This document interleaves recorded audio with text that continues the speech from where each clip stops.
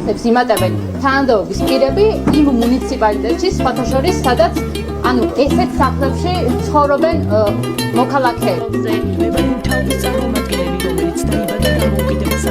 ბრძვიან ქართველი მებრძოლებიც და მინდა ქედი მომიხარო ყველას წინაშე.